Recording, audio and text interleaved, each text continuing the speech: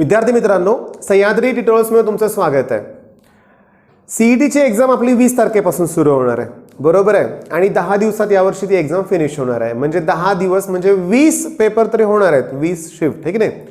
एक लक्षात घ्या की बऱ्याच मुलांचा एक कॉमन डाऊट आहे की फिजिक्समध्ये जास्त वेटेज असणारे टॉपिक कोणते, असा मुलांचा प्रश्न नेहमी असतो. मी तुम्हाला सांगू का, सीईटी साठी जास्त वेटेज कोणत्या टॉपिकला आहे? इलेक्ट्रोस्टॅटिक. कारण ते 11th स्टँडर्डचं पण आहे आणि 12th स्टँडर्ड पण आहे. सेमी कंडक्टर, बरोबर आहे. Superposition of waves, wave optics, oscillation, rotational dynamics. अरे तसा विचार केला तर प्रत्येक टॉपिकला वेटेज आहे. कुठल्या टॉपिकवरचा क्वेश्चन येणारच नाही असं कधी होणार नाही आहे.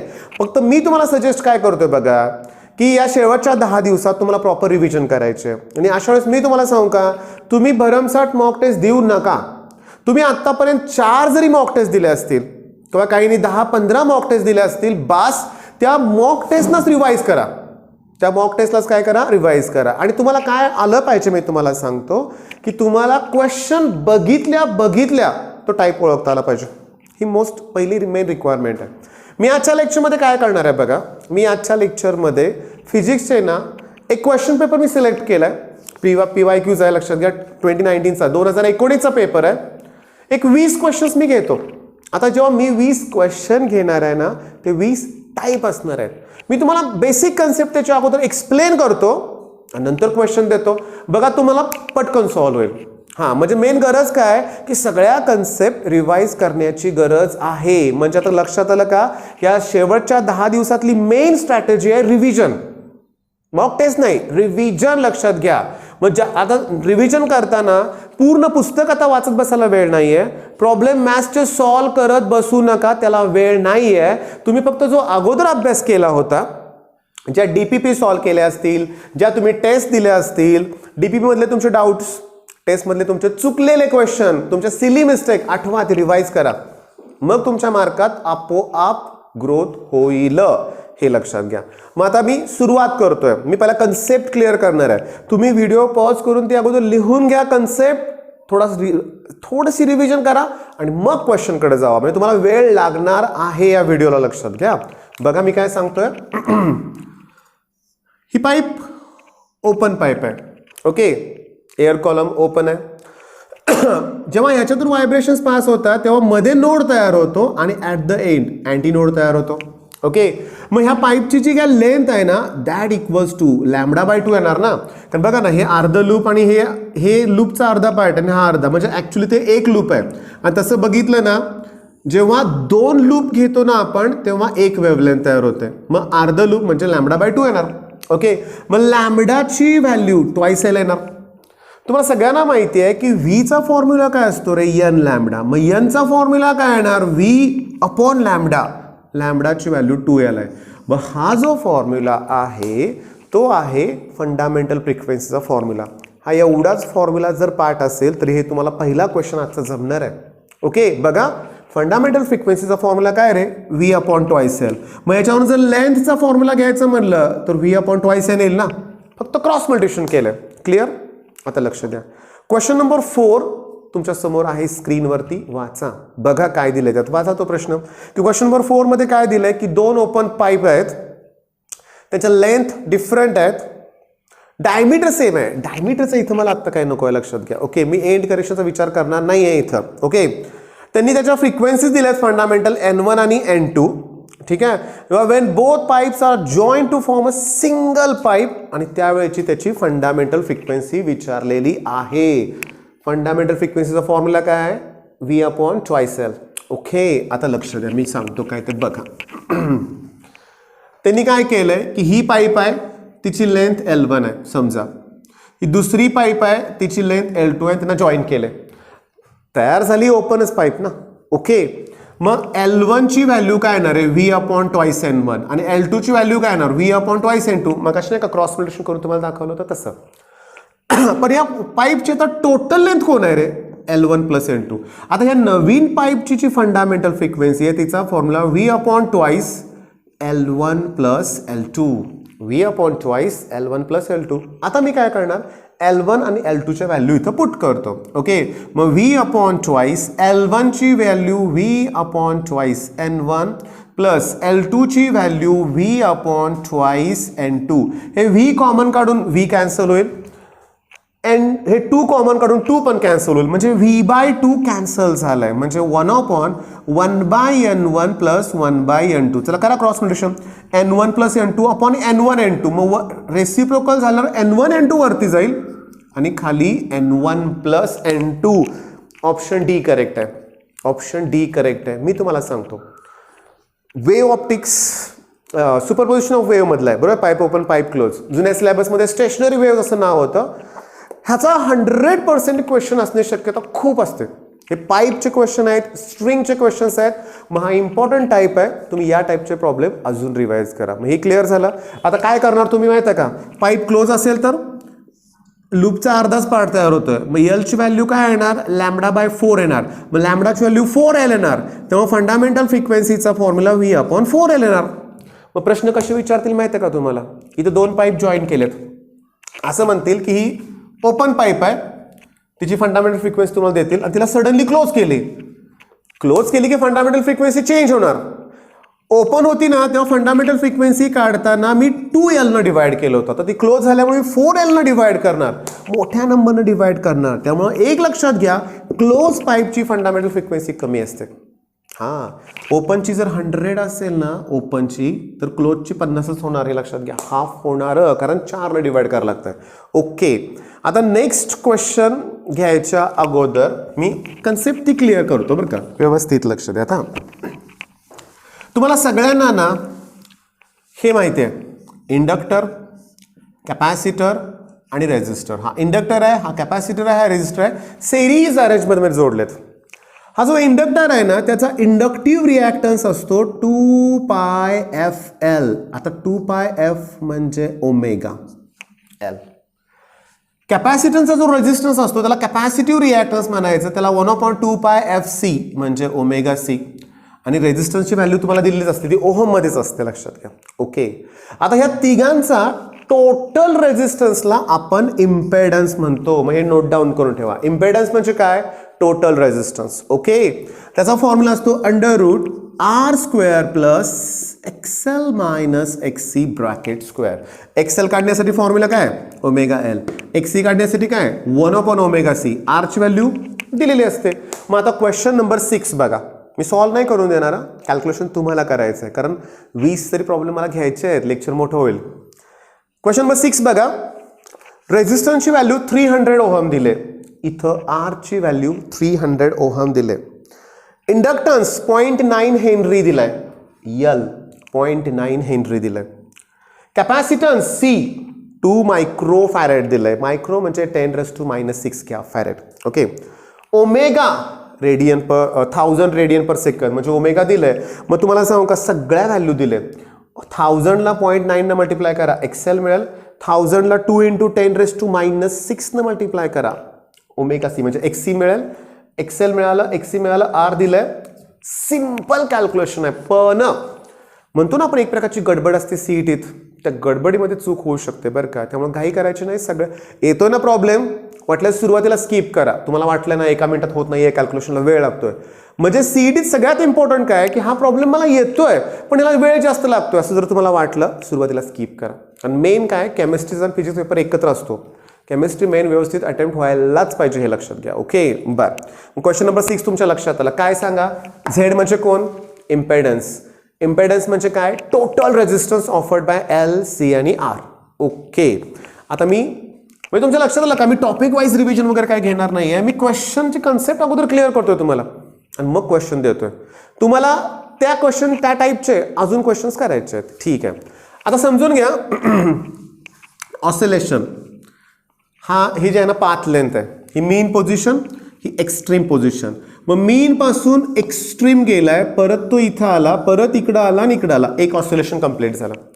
मीन पोझिशनला ना व्हेलॉसिटी मॅक्सिमम असते, पण जसं तो एक्स्ट्रीमकडे जाईल व्हेलॉसिटी कमी कमी कमी होत जाते. याचा अर्थ कायनेटिक एनर्जी कमी होणार ना, पण पोटॅन्शियल एनर्जी वाढत जाते. मग एक्स्ट्रीमला पोटॅन्शियल एनर्जी मॅक्सिमम असते. हां, पण तुम्ही त्या टॉपिकमधला आठवा, बघा की टोटल एनर्जीचा फॉर्म्युला आहे ½ m⍵²a². म्हणजे टोटल एनर्जी अँप्लिट्यूडच्या स्क्वेअरला डायरेक्टली प्रोपोर्शनल आहे. ओमेगाचा फॉर्म्युला आपण आत्ताच बघितलेला 2πf असतो, म्हणजे फ्रिक्वेन्सीचा पण स्क्वेअर होणार, त्याला पण ते डायरेक्टली प्रोपोर्शनल आहे. पण टोटल एनर्जी अँप्लिट्यूडवर डिपेंड आहे, जी कॉन्स्टंट आहे. याचा अर्थ टोटल एनर्जी सुद्धा कॉन्स्टंट आहे, ती चेंज होत नाही. ओके, व्हेलॉसिटी चेंज होईल, याचा अर्थ ऍक्सिलरेशन चेंज होईल, पण ए ची व्हॅल्यू टोटल एनर्जीची व्हॅल्यू चेंज होत नाही. ओके, मग आता क्वेश्चन नंबर 7 बघा काय दिलंय त्यांनी. The quantity which does not vary, बदलत नाही periodically, total energy. Option B correct आहे की total energy always remains constant. ठीक आहे, बघा 3 क्वेश्चन झाले आपले. ओके, आता त्याच्यानंतर मी तुम्हाला सांगतो अतिशय सोपा प्रश्न आहे आता, पण त्याच्या अगोदर कन्सेप्ट क्लिअर करतोच की. बघा लक्ष द्या, हे जे डिव्हाइस आहे ते कॅपॅसिटर आहे. ओके, आणि या ठिकाणी 2 कॅपॅसिटर मी पॅरलल अरेंजमेंटमध्ये जोडले, याची व्हॅल्यू C आणि याची व्हॅल्यू C. पण ह्याचा जो टोटल कॅपॅसिटन्स आहे, आपण C1 C2 म्हणूया, आपण पॅरलल अरेंजमेंटमध्ये टोटल कॅपॅसिटन्स काढताना मी त्यांची ॲडिशन करणार. ॲडिशन. पण जर सेरीज अरेंजमेंट असेल तर टोटल कॅपॅसिटन्स काढताना मला 1/C1 + 1/C2 करून त्याचा रेसिप्रोकल केला पाहिजे, आणि इथं मला CS व्हॅल्यू काढायचे. बरोबर आहे. मग डायरेक्टली मी असं लिहू शकतो, समजा 2च कॅपॅसिटर आहेत तर वरती C1 C2 आणि खाली काय लिहू शकतो, C1 + C2 रेसिप्रोकल करून. ओके, एवढं कळालं तुम्हाला. मग आता क्वेश्चन नंबर 8 बघा, खूप सोपं आहे पण टाइम कन्झ्युमिंग आहे. क्वेश्चन नंबर 8 मध्ये काय दिलंय बघा. Which of the following combination of 7 identical capacitor each of 2 microfarad capacitance gives resultant capacitance of 10/11 microfarad. 10/11 microfarad. किती ऑप्शन्स आहेत? 4. तुम्हाला चेक करावं लागणार आहे बरं का, चेक करावं लागणार आहे. मी सांगतो काय बघा, बघा मी डायरेक्ट आन्सरकडे जातोय की 5 कॅपॅसिटर मी पॅरलमध्ये घेतले, हा 4था आणि हा 5वा, आणि उरलेले दोघं त्यांच्याबरोबर सिरीजमध्ये आहेत. ओके, मग आता होणार काय, हे किती कॅपॅसिटर आहेत? 5 ना. मग मी लिहिलेलं तुमच्या लक्षात आलं का की इथं 10 मायक्रोफॅरेड होणार, कारण पॅरललमध्ये अरेंजमेंट होणार ना. 10 कसे, कारण प्रत्येकाच्या वेळी 2 मायक्रोफॅरेड दिले, मग 2 2 2 असं झालं की 10. हा परत किती आहे? 2 मायक्रोफॅरेड, आणि हा परत किती आहे? 2 मायक्रोफॅरेड. आता हे सिरीज आहेत ना. मग 1/CS मध्ये काय होणार? 1/C1 10 + 1/C2 2 आहे ते, आणि 2. आता झालं काय माहिती आहे का बाळांनो, 1/2 म्हणजे हाफ, 1/2 म्हणजे हाफ, हाफ आणि हाफ म्हणजे 1 येणार ना. आता सांगतो 1 + 10 म्हणजे 11/10. अरे पण आपल्याला CS विचारलंय, मग रेसिप्रोकल 10/11 विचारलं नाहीये, दिलंय त्यांनी. बघा 10/11 आलं का? 10/11 म्हणजे ऑप्शन डी करेक्ट आहे. कुठला ऑप्शन करेक्ट आहे? डी ऑप्शन करेक्ट आहे. मग लेवल बघा प्रश्नांची, आतापर्यंत 5 प्रश्न झाले, जो ऑलमोस्ट 4 प्रश्न झाले म्हणूया आपण, सगळे सोपे प्रश्न आहेत. आपण कॅपॅसिटर मी तुम्हाला सांगू का, इलेक्ट्रोस्टॅटिकचे PYQs बघा, 100पेक्षा जास्त PYQs आहेत स्कोर बुस्टरमध्ये. स्कोर बुस्टर म्हणजे हे बुक वापरा, नसेल तर करिअर सायन्सवरची PDF डाउनलोड करून घ्या बरं का. शेवटच्या 10 दिवसांनी PYQs रिव्हिजन केले पाहिजे. काय माहिती आहे का, लक्षात घ्या, 108 का 104 प्रश्न आहेत इलेक्ट्रोस्टॅटिकचे, त्यातले 60 ते 70 प्रश्न कॅपॅसिटरवरती आहेत. खूप इझी आहेत, त्यामुळे ती कन्सेप्ट क्लिअर कराच आजच्या आज, रिवाइज करा. ओके, आता नेक्स्ट क्वेश्चन आहे क्वेश्चन नंबर 13. डायरेक्टली क्वेश्चन दिलाय, अतिशय सोपा आहे. 13वा प्रश्न. ओहम्स लॉ यूज करणार आहे मी की V = काय सांगा? IR. V = IR. डायग्रामकडे बघा, लेफ्टला 3 व्होल्ट दिसतंय आणि राईटला 1 व्होल्ट दिसतंय, बरोबर आहे ना. याचा अर्थ पोटॅन्शियल डिफरन्स 2 व्होल्ट आहे. करंट मला फाइंड आउट करायचं आहे, आणि रेझिस्टन्स 100 ओहम दिलाय. आता इंटू 100/100 करा, ही झाली करंटची व्हॅल्यू एम्पियरमध्ये. पण ऑप्शन बघा मिली एम्पियरमध्ये आहे. मग एम्पियरचं मिली एम्पियर करण्यासाठी 1000 न मल्टिप्लाय करा, ते मिली होईल. 2 0 ला 2 0 कॅन्सल करा, 20 मिली एम्पियर आन्सर येईल. ऑप्शन सी बरोबर आहे. पण काय आहे हे ओहम्स लॉ? डायोड दिल्यामुळे गडबडून जाऊ नका, लक्षात घ्या. डायोड दिल्यामुळे गडबडून जाऊ नका. सगळ्यात महत्त्वाचं, डायोडच्या बाबतीत कसं असतं माहिती आहे का, समजून घ्या. लेफ्टला पोटेन्शियल हायरच पाहिजे, राईटला कमी पाहिजे, तरच तो फॉरवर्ड बायस्ड असतो, हे लक्षात घ्या. तरच तो काय असतो सांगा, फॉरवर्ड बायस, तरच त्याच्यातून करंट फ्लो होणार. जर तुम्हाला असं दिलं ना, इकडं 1 व्होल्ट दिलंय आणि इकडं 3 व्होल्ट आणि विचारतील की करंट किती फ्लो होतोय, ओहम्स लॉ त्यावेळेस वापरू नका.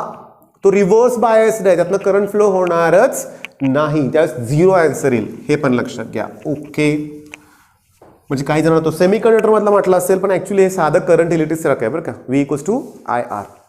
आता नेक्स्ट मी घेतो, त्याच्या अगोदर एक्सप्लेन करतो, लक्ष द्या. y = a sin ωt आणि मायनस kx. मी असा एक फॉर्म्युला लिहिलाय बरं का. a sin ωt आणि मायनस काय सांगा, kx. ऍक्च्युली मी अजून एक फॉर्म्युला लिहितो की y = a sin 2π small t upon capital T x upon lambda. Okay, मी त्याच फॉर्म्युल्यामध्ये 2π ना आत मल्टिप्लाय करतो. ओके, म्हणजे मला असं मिळेल की y = a sin 2π × t upon capital T minus 2π upon lambda. हे 2π ने इथे पण मल्टिप्लाय करणार ना, आणि इंटू कोण आहे, x. ओके, ठीक आहे. आता मी काय करतोय, हा जो t चा कोएफिशियंट आहे ना, 2π अपॉन t. ओके, हा t चा कोएफिशियंट हा जो आहे त्याला मी x च्या कोएफिशियंटने डिवाइड करतो. x चा कोएफिशियंट कोण आहे, 2π अपॉन लॅम्बडा. बघा मी काय सांगितलं, नीट आहे का, t च्या कोएफिशियंटला मी x च्या कोएफिशियंटने इथं डिवाइड केलंय. होणार काय, 2π ला 2π काय होणार, कॅन्सल. हे 1/t उरलंय, म्हणजेच फ्रिक्वेन्सी. अपॉनचं इंटू केलं की हे लॅम्बडा वरती येणार. काय मिळालं मला, n लॅम्बडा. आपण आज सुरुवातच त्या फॉर्म्युलाने केली होती की V = n लॅम्बडा. म्हणजे मी ही वेलॉसिटी आहे आणि ही वेव्ह वेलॉसिटी आहे. कसली आहे, वेव्ह वेलॉसिटी. पाठ करा, 5 ते 6 वेळा रिपीट झाला क्वेश्चन. जमलं तर मी डिस्क्रिप्शनमध्ये लिंक देईन, पण या टाईपचा मी पूर्ण एक व्हिडिओज केलाय फक्त या एका फॉर्म्युल्यावरती. एवढे क्वेश्चन्स रिपीटेड आहेत. वेव्ह वेलॉसिटी काढण्यासाठी t च्या कोएफिशियंटला x च्या कोएफिशियंटने काय करायचं, डिवाइड. म्हणजेच ओमेगाला k न डिवाइड करा, तुम्हाला वेव्ह वेलॉसिटी मिळेल.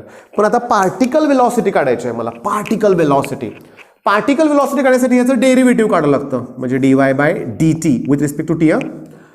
साइनचं derivative cos ωt minus kx आणि t च्या कोएफिशियंटने बाहेर मल्टिप्लाय करा. विथ रिस्पेक्ट टू x नाहीच आहे, हे कॉन्स्टंट आहे, समजून घ्या. ओके, मग ही पार्टिकल वेलॉसिटी आहे. आणि जर मला मॅक्सिमम पार्टिकल वेलॉसिटी पाहिजे असेल तर ह्याची व्हॅल्यू 1 आली पाहिजे. मॅक्सिमम पार्टिकल वेलॉसिटी पाहिजे असेल तर ह्याची व्हॅल्यू 1 येणार. मग उरलं कोण रे, a ओमेगा ना.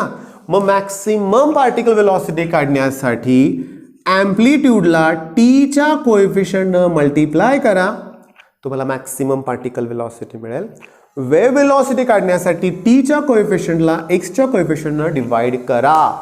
आय थिंक एवढं पुरेसं आहे. ओके, मग आता क्वेश्चन नंबर 14 बघा. क्वेश्चन नंबर 14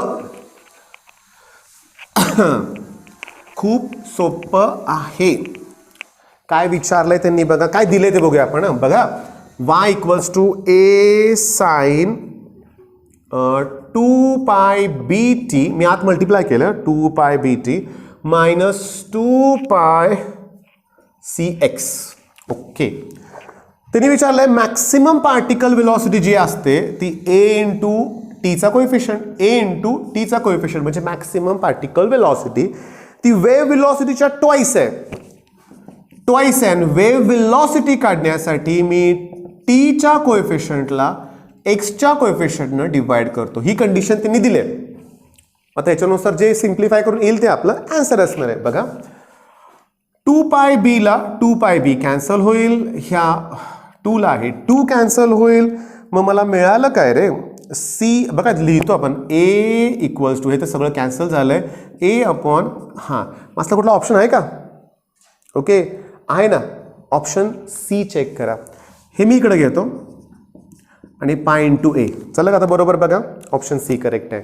अरे पण बाळांनो, मी 5 मिनिटं बडबड केली, तुमच्या लक्षात आलं का की मॅक्सिमम पार्टिकल वेलॉसिटी काढण्यासाठी a ला t च्या कोएफिशियंटने मल्टिप्लाय करा.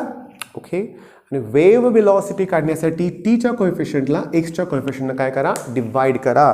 ह्याचं ऑप्शन सी करेक्टच आहे. चेक करायची गरज नव्हतीच, पण केलं मी. सी करेक्ट आहे. ठीक आहे. ओके, आता नेक्स्ट क्वेश्चन. आता नेक्स्ट क्वेश्चन गंमत बघा. पाईपवरतीच परत रिपीट झालाय पहिल्याच एकाच पेपरमध्ये, म्हणजे इथं सीईटी सुद्धा क्वेश्चन ते रिपीट करतायत बघा, लक्ष द्या. क्लोज पाईप दिले त्यांनी. पण एक काम करूया, क्वेश्चन नंबर 15 बघा तुम्ही सुद्धा माझ्या बरोबर, व्हिडिओ पॉज करून तुम्ही वाटल्या सोडवायचा प्रयत्न करा. त्यांनी दिले काय माहितीये का, की इथून इथंपर्यंत जाण्यासाठी टी एवढा वेळ लागतोय. ओके, टी एवढा वेळ लागतोय आणि फ्रिक्वेन्सी विचारले. काय विचारले? Frequency of vibration. तुम्हाला सांगतो, ही ॲक्च्युली λ/4 व्हॅल्यू आहे, बरोबर ना? मग अशी आपण बघितले, ही जी लेंथ आहे दॅट इक्वल्स टू λ/4. मग λ/4 एवढं डिस्टन्स कव्हर करण्यासाठी टी एवढा वेळ लागतोय. मग ऑब्व्हियसली लॅम्बडा एवढं डिस्टन्स कव्हर करण्यासाठी 4t एवढा वेळ लागणार आहे. अरे पण लॅम्बडा म्हणजे वेव्हलेंथ ना, मग एक वेव्हलेंथ कव्हर करण्यासाठी जो वेळ लागतो ना तोच पिरियॉडिक टाइम असतो. म्हणजे मला पिरियॉडिक टाइमची व्हॅल्यू मिळाली 4t, पण मला तर त्यांनी फ्रिक्वेन्सी विचारले आणि आपल्याला माहिती आहे की फ्रिक्वेन्सीचा फॉर्म्युला आहे 1/t, म्हणजे 1/4t आहे का ऑप्शन बघा. 1/4t नाही आहे, मग त्यांनी दिलंय कसं माहिती आहे का, 4t⁻⁻1. 1/4t ना, म्हणजे इथं काय नाही, म्हणजे ⁻1 असणार आहे. मग वरती गेल्यावर ते 4t⁻2 काय होणार आहे, -1 होणार आहेत. ओके, मग क्वेश्चन नंबर 15 क्लिअर. सोपा होता. फक्त काय होतं तुम्हाला सांगू का, हे 4 ओळीचा क्वेश्चन एक्झाममध्ये जर आपण घाबरलेल्या अवस्थेत असेल ना, म्हणजे बापरे अवघड आहे पेपर, तर मग हे असले प्रश्न क्लिक होत नाहीत बरं का. रिलॅक्स राहिलं तर हे असले प्रश्न आरामात सॉल्व्ह होतात, हे लक्षात घ्यायचं. ओके, आणि काहीही अवघड येणार नाही आहे परीक्षेत, सगळं सोपं येणार आहे. ओके, नेक्स्ट जो क्वेश्चन आहे तो खूपच इझी आहे, खूपच इझी आहे. एक काम करूया, चला ओहम्स लॉ अगोदर मला एक्सप्लेन करा. चला ओहम्स लॉचा फॉर्म्युला म्हणूया आपण, V=IR. जर मी व्ही आणि करंटचा म्हणजे पोटॅन्शियल डिफरन्स आणि करंटचा रेशो घेतला दॅट इक्वल्स टू काय येणार, आर. आर म्हणजे कोण, रेझिस्टन्स. रेझिस्टन्स असा आहे कंडक्टरचा रेझिस्टन्स. तुम्ही टेम्परेचर इन्क्रीज करा रेझिस्टन्स इन्क्रीज होतो. टेम्परेचर इन्क्रीज करा रेझिस्टन्स काय होणार आहे, इन्क्रीज होणार आहे. ओके, मग आता मला क्वेश्चन नंबर 18 बघा. क्वेश्चन नंबर 18 मध्ये काय दिलंय, for a metallic wire ratio of voltage to current is. Voltage to current म्हणजे रेझिस्टन्स, आणि ऑप्शन बी बरोबर आहे बघा. Increases with rise in temperature, increases with rise in temperature. मग आलं का लक्षात? सोपंच आहे, एकदम सोपं आहे. पण विचारतात किती सोपे प्रश्न, 50 पैकी 10 ते 15 प्रश्न पण इझी असतात. ते सापडले पाहिजे तुम्हाला. सुरुवातीपासून जर अवघड प्रश्न सोडवत बसला, वेळ लावला तुम्ही, तर तुम्हाला हे सोप्या प्रश्नाला वेळ मिळणार नाही, हातातले मार्क जातील. त्यामुळं पेपर तर सगळाच एकदा ओव्हरलुक झाला पाहिजे, हे लक्षात घ्या. ओके, आता मी नेक्स्ट क्वेश्चन जो घेणार आहे ना तो 11th स्टँडर्डचा आहे बरं का, लक्ष द्या. इथं अर्थ आहे, ओके, आणि हा सॅटेलाइट सर्क्युलर मोशन परफॉर्म करतोय अराउंड द अर्थ. आता सर्क्युलर मोशन परफॉर्म करतोय याचा अर्थ त्याची क्रिटिकल वेलॉसिटी असणार आहे. क्रिटिकल वेलॉसिटीचा फॉर्म्युला काय रे, √gm/r+h, बरोबर आहे. ओके, आणि त्याची जी कायनेटिक एनर्जी असणार आहे त्या सॅटेलाइटची ती 12 mv²c असणार आहे. मग हाफ, जर मी VC चा स्क्वेअर केला तर हे रूट काय होईल, कॅन्सल, म्हणजे मला GM मिळेल. पण हे स्मॉल m मी पुढे लिहितो, डिवायडेड बाय r+h. ओके, आता प्रॉब्लेम नंबर 23 वाचा आणि ऐका. या टाईपचे प्रॉब्लेम JEE मध्ये आलेले आहेत. तो पण प्रॉब्लेम मी जस्ट घेईन आत्ता लगेच बरं का. पण आता मला सांगा प्रॉब्लेम नंबर 23 मध्ये काय दिलंय, हाईट इक्वल टू काय म्हणलंय, थ्राइस द रेडियस. मग जर मी इथं हाईटची व्हॅल्यू 3r पुट केली, 3r + r 4r, त्याला परत 2 न मल्टिप्लाय करा म्हणजे 8 येणार, म्हणजे GMM/8r आलं. चेक करा ऑप्शन आहे का बघा. नाही आहे ना, ओके, काय हरकत नाही. पण GM ची व्हॅल्यू तर GR² असते ना. बघा ना, G ची व्हॅल्यू काय असते, GM/r². मग GM ची व्हॅल्यू G × r² येणार, म्हणजे G × r², GM ची व्हॅल्यू × m/8r. r ला हे कॅन्सल होईल, म्हणजे मला मिळालं काय, mgr/8. ऑप्शन ए बरोबर आहे. कळालं तुम्हाला, कायनेटिक एनर्जीवरचा क्वेश्चन कळाला. ग्रॅव्हिटेशन टॉपिक आहे ना 11th स्टँडर्डचा, समजलंय. ओके, आता मी तुम्हाला सांगतो, हे झालं कायनेटिक एनर्जी. मग पोटॅन्शियल एनर्जी विचारतील की नाही. पोटॅन्शियल एनर्जी बघा, मी ह्यातला क्वेश्चन घेत नाहीये, एक्स्ट्रा घेतोय. आता हा satellite on the surface of earth आहे, मग त्याची पोटेन्शियल येणार -GMM. हे पाठच करा, -GMM अपॉन माहिती आहे का डिस्टन्स फ्रॉम सेंटर. मग सेंटर पासून सध्या ऑब्जेक्टचं डिस्टन्स r आहे. या सॅटेलाइटला त्यांनी हाईट इक्वल्स टू रेडियस एवढ्यावरती नेलंय.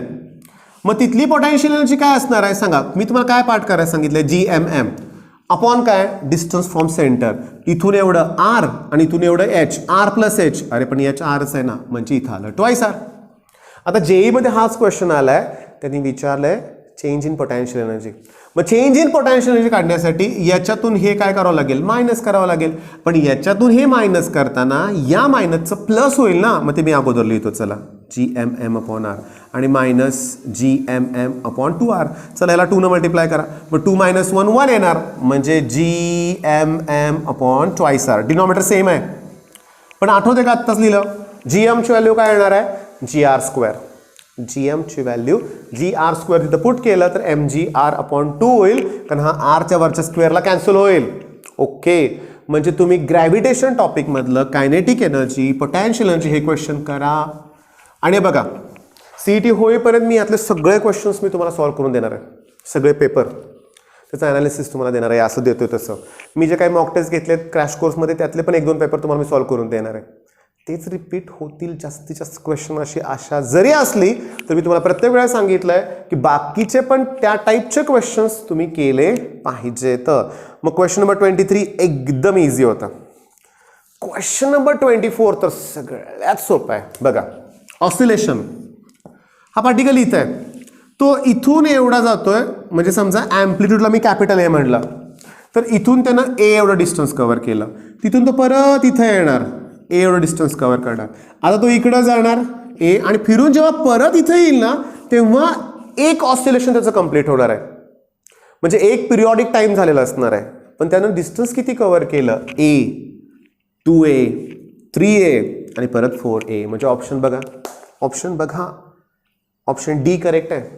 सोपं आहे, सेकंदात उत्तर आहे. वाचल्याचं उत्तर येते, कळतंय, लक्षात घ्या. म्हणजे हळूहळू तुमचा कॉन्फिडन्स वाढवा.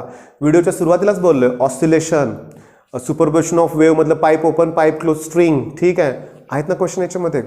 हेच जास्त वेटेज असलेले टॉपिक आहेत बाळांनो. तरी पण ज्याचा वेटेज कमी आहे आणि क्वेश्चन इझी आला तर नको आहे का आपल्याला, पाहिजेच ना. त्यामुळं सगळे टॉपिक करावं लागतील बरं का.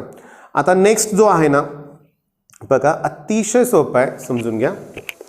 मी डायग्राम काढतोय बघा.